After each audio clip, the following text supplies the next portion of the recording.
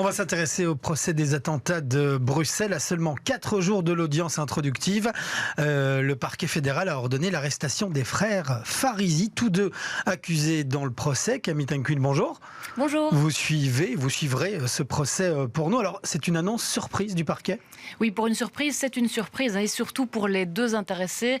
Les frères donc Smaïl et Ibrahim Farizi devaient à la base comparaître libres au procès. C'était les seuls.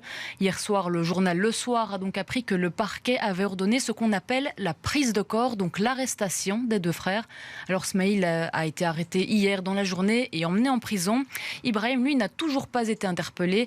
Il a dit à nos confrères qu'il se rendrait à la police, mais à l'heure actuelle, il ne l'a toujours pas fait.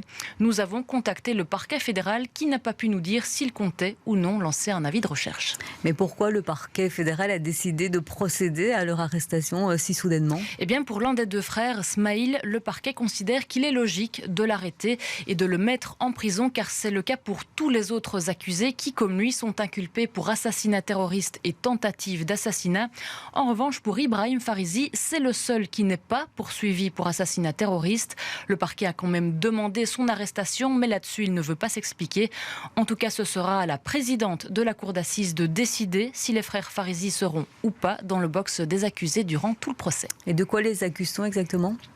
Alors, Smaïl Farizi avait sous-loué son studio de la rue des Casernes à Etterbeek à Khalid El-Bakraoui. Donc Khalid El-Bakraoui, c'est le kamikaze de Malbec.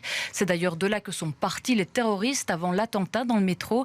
Il s'agissait d'une planque de la cellule. Et avant le 22 mars, Smaïl s'y est même rendu de nombreuses fois, mais il assure qu'il n'était au courant de rien.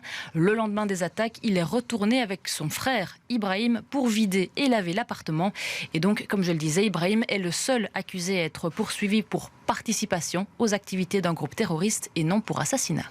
Merci beaucoup Camille Tenquin. Téléspectateurs, vous retrouverons ce soir à 18h à la présentation du journal et demain dans cette émission à votre place on retrouvera Luc Hénard, le porte-parole des attentats, du procès des attentats de Bruxelles qui viendra nous préfacer ce procès.